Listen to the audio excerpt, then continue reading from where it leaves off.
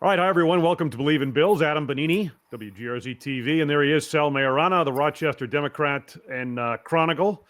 Sal, it's been about a week since we've done one of these, but it's time to start ramping it back up. How you doing? I am good. Just as I told you off air, spent some time with the dealership this morning. That was great, and then came home and did my 2-mile walk. Just got in, so I'm ready to roll here. Yeah, I got to give you credit. Got a little sweat going on here, but that's okay. Which is not, I'll tell you what, lovely winter we're having. Oh my God, it's brutal. It's relentless. Shoveled again this morning. So yeah, actually I'm looking forward to going to Indy next week. It'll feel like it's Florida over there when I get there. I know. It has been unbelievable this year. I give you credit though. You're out there. Every time I've called you to coordinate this thing, you're out walking the dog. So, Yep. You're a hardy soul, man. We've known that for a long time. All right. So some things why don't we start off with, the combine set for next week. You're flying over Monday morning. We're going to hear from Sean McDermott and Brandon Beane. We're going to get to that, I think, in some of, as we begin to look toward the draft. And, we'll do so many of these shows analyzing what the Bills might do when you're picking 30th. It's more of a crapshoot, obviously. But in the meantime, they got some serious decisions to make in-house, right? They do. And a lot of it has to do with that 2022 draft class. There's been a lot of discussion about James Cook. Christian Benford is going to be key for them into the future, I think. Terrell Bernard, Shakir, Greg Rousseau was 2021, obviously, but he's entering the final year as well, and there's some decisions to make with reference to him. So I guess we'll start this by put yourself in Brandon Beane's shoes. Who are you prioritizing sort of in that mix as you look to make decisions on who to retain and set up for long term? Yeah, I mean, look, it's a tough job that he has, and he gets paid very well to do it, but there are going to be some decisions that he's not going to want to make. And, one of their stated goals all the time, Adam, is draft and develop, right? They want to draft their guys. They want to coach them up to the point where they can get them second contracts and keep the ball rolling. And you can't do it with all of them, though. It's just not possible in this day and age of the salary cap. So they've got some tough calls to make. I think the large consensus of people out there would agree that Christian Benford should be the number one priority because you just don't find, elite cornerbacks. He probably isn't elite, but he's very, very good. You don't just find those guys all the time. And that very draft class is the proof of that. They picked Kyrie Elam in the first round, and it's been a complete flop. Luckily, they bailed themselves out in the 6th round of that draft with Benford. So they've got him established. I thought he had a great season in 2024, and they've got to prioritize him, as far as I'm concerned, as the number one priority, especially when you consider Rasul Douglas is probably going to be gone in free agency because I don't think they should pay him. So they've got no cornerbacks on this team. You better keep Christian Benford in place. So he's number one for me. And then number 2 is really tricky. And you can make a case. I think James Cook, let's start there. He's 5th on my list. He's the last guy that you have to worry about as far as the extension. But those 2, 3, 4 spots are really, really tricky. You've got Shakir, Bernard, and Rousseau. You can make a strong case for all of those guys being the number 2 priority, right? I mean, Rousseau is a good edge rusher. I don't think he's a difference-making game wrecker, but do you really want to give up on him after this season when he plays out the 5th-year option?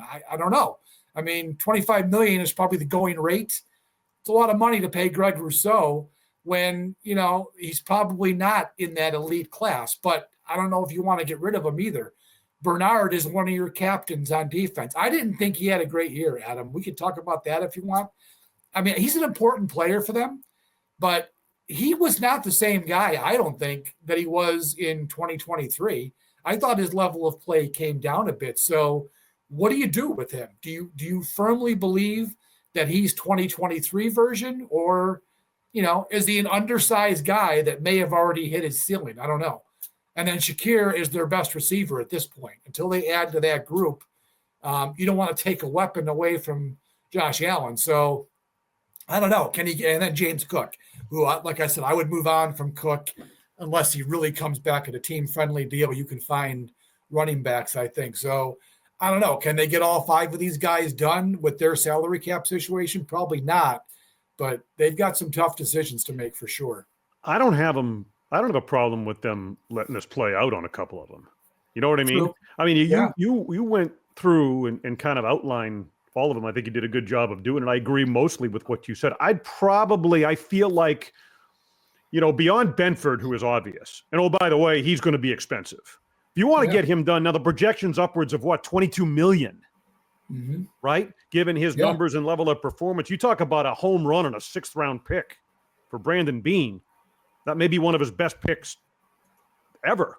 So, I mean, in this day and age, in this conference especially, in this league, given what it is, you need a top-level cornerback, especially when you have major questions about what's going to happen across from him. And you whiffed on Elam, which was painfully obvious in the AFC Championship game once again. So you've got to take care of Benford. I agree with that. They may catch a break on Benford too, because I think you and I can agree he probably should have been a Pro Bowl player. I don't think he was quite all pro level, but he probably should have been a Pro Bowler. And these agents and these teams, they use things like that in the negotiation. The Bills might have caught a break that he didn't get. They can go and say, well, he's not a Pro Bowler, and they can use that argument. It'd be stupid, but they can definitely put that in their corner, and maybe you would get him at a little bit lesser of what the projection might be on him. That's just throwing it out there. It's possible. All right. So if I'm Beane, I factor all this into my decision making, obviously. But other than Benford, where is the value? Who do I think is going to project, very well moving forward? And if they could get them to a long-term deal now, relative to how they're going to manage the cap moving forward or whatever. And as I go through that list, Bernard's the guy I keep coming back to. Yeah. Where for value, you're right. For value, right? So get him done. Shakir, as valuable a weapon as he is for this offense, I mean, on most good teams, he's what? Is he your 3rd receiver? 2 or 3, I would say, but 2 or 3 for sure. 2 or 3. I mean, what do you want to pay him? Yep. Right? I mean, that's right. the decision you have to make, especially when you need to add in a significant way to that group. And I mean, he's a 5th round pick who is a slot receiver. So they shouldn't have to break the bank to keep him. You're right. And Bernard was a 3rd round pick, undersized linebacker. As I just said, I mean, coming off a year that he was good, not great. You're right. Strike now, because you should be able to get some value out of those 2 guys coming off of last year, I would think. Who knows? But that's what I think. And Rousseau, I would agree with you. I'm not ready to commit big money to him. Just not consistent enough, right? No. It's going to cost a lot of money to lock him up. It will. And is he a piece you might move? If you're going to make a move and deal and trade and look to kind of go all in, like a Miles Garrett type situation. Is Rousseau part of that deal? Yeah. I mean, you do that. You do that, and you're probably moving on from Von Miller. At least they should. The smart move would be to move on from him. If you trade Rousseau, then you're back to you need to find another edge rusher, another good edge rusher. Let's say you traded for Miles Garrett or even Maxx Crosby, 2 superstar players. Okay, that's great. But then what are you doing if you don't have Rousseau? Now you got to fill that spot. And if you don't do it adequately, now those guys are going to get all the double and triple teams, and you're maybe negating what they could be. That's the issue with Rousseau if you included him in the trade. But I understand it might be the cost of doing business. And then what you got to do is make sure you go in the draft and find a guy and not whiff. Like, I think they kind of whiffed on AJ Epinesa. He's a guy. He's a rotational guy. Boogie Basham was obviously a whiff. He was a nothing guy. You've got to go get one in this trade. If you're going to get Miles Garrett on the team and Rousseau's part of the package going back, you better replace Rousseau with a guy who can start, not just be a rotational guy. All right. Agreed. James Cook, just a final thought on him. I just let him play out next year, right? Yeah. There's no way $15 million. No. It's just, I think you draft a running back at this point this year, and we can talk about that as we look toward the draft and the combine and everything else. In your mind, though, beyond next season, does the franchise tag come into play potentially for Cook? Him? Yeah. I mean, it could, because the franchise tag on running backs is the cheapest one out there outside of the special teams guys. This year, I think it's like $13 million. So can you do that? Can you have Cook play on his rookie deal this year, which is nothing? I think it's $5 million or whatever he cost this year. And yeah, you could potentially franchise him at $13 million for the 1 year. It's a lot of money. It's a lot of money to pay a guy. And, I don't know if you saw my story about what I wrote about Cook last week. My issue with him is the snap counts, right? I mean, he played 45% of the snaps. He wants $15 million to play 45% of the snaps. That's insane. So unless you're going to all of a sudden make him your third down back, which, I don't know if he's good enough to do that. He's a terrible pass protector. He's been okay as a pass receiver. Unless you're going to shoot him up to 80% of your snap count, which I don't see them doing, I can't imagine you're paying James Cook 8 figures a year. So even the $13 million franchise tag, that might be a little bit rich for my blood too. It's just that, he had such an impact as far as what the Bills were able to do. It had to do with more than James Cook, but he clearly showed himself as an elite. He did. He played really well. You look at his numbers, he actually was down from 2023. I mean, I think he was 5th or 6th in the league in rushing that last year. He was 19th in rushing yards this past year. So his yardage productivity came down, yards from scrimmage came down, but what popped was the touchdowns, right? I mean, he became a touchdown machine because they finally trusted him to do it. They probably could have been doing that in 2023 too, but they had Latavius Murray for some reason being their goal line guy, which was completely stupid. So the touchdowns really popped this year, but was he any better a player than he was previously? I'm not quite sure I'm ready to go there on James Cook. All right, one thing we should mention that's come down since last we spoke here on the show, the salary cap. Teams have been informed that it's going to be anywhere, what is it, $277.5 million to $281.5. Yeah, anywhere in there, up from 255.4 this past year. So it's more of a jump than a lot of general managers had anticipated. That'll certainly help the Bills and others as well, as because they've got a lot of areas to address. I mean, it's tough to pin down the numbers. You can go to 3 different sites, and the number the Bills are over is different on each one of them. But you're in the $8 to $12 million range, I would say, on average, that they're over right now, and that's even with the 277 to 281 salary cap. So they've still got issues, but it's certainly, and Bean talked about this at his end of season presser.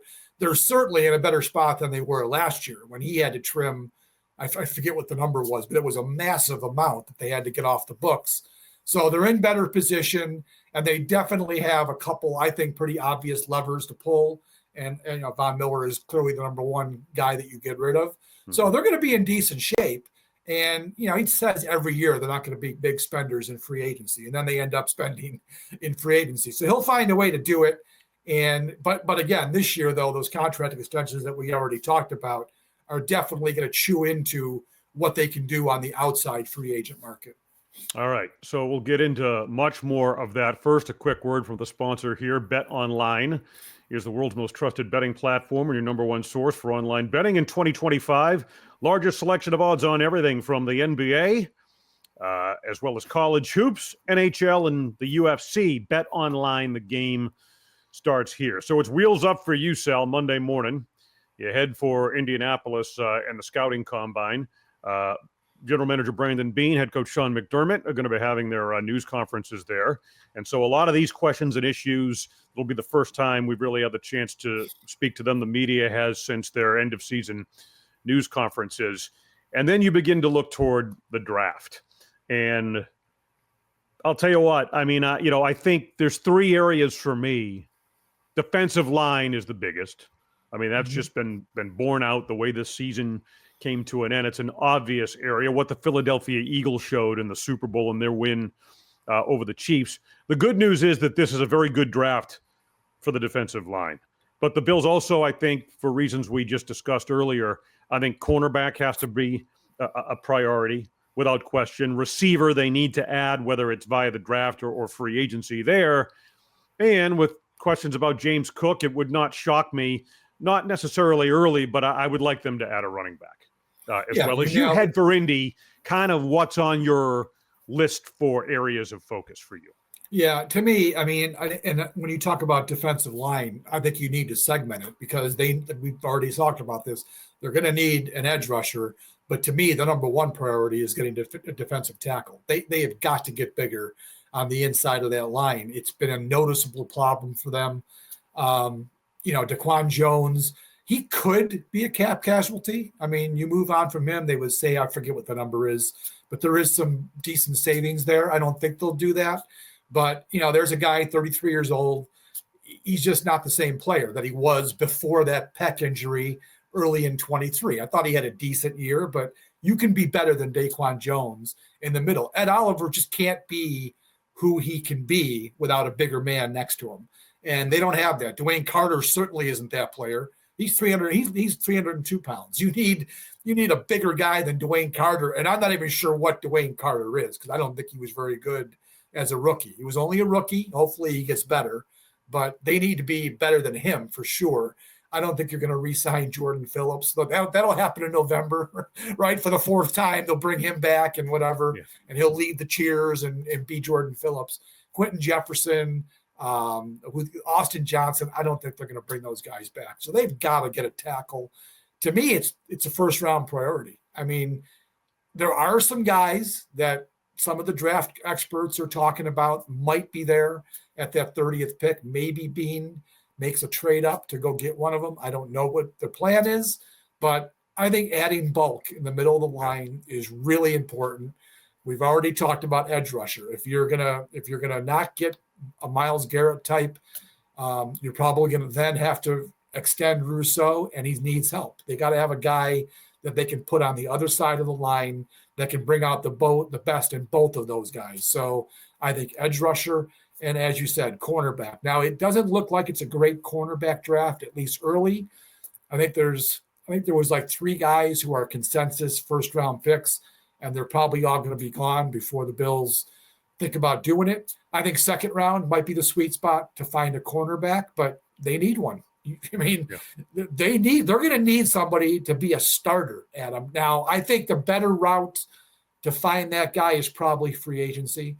I think you're going to be able to find some guys, not the elite kind of guys, but there'll be those mid-tier free agents who I think the Bills can probably bring in maybe on a 1-year deal and have that guy start and then draft a cornerback and get him ready to go as the primary backup because it's not going to be Elam.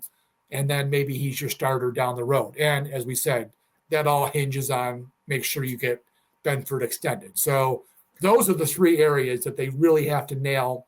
And I would use the first 2 picks. Well, actually, they have 3. They have 2 second-rounders. You might see them using the first 3 picks on those areas right there. Before we wrap this up, I just want to – I think it's important to maybe zoom out a little bit. And I know we've made this point, but it bears repeating here.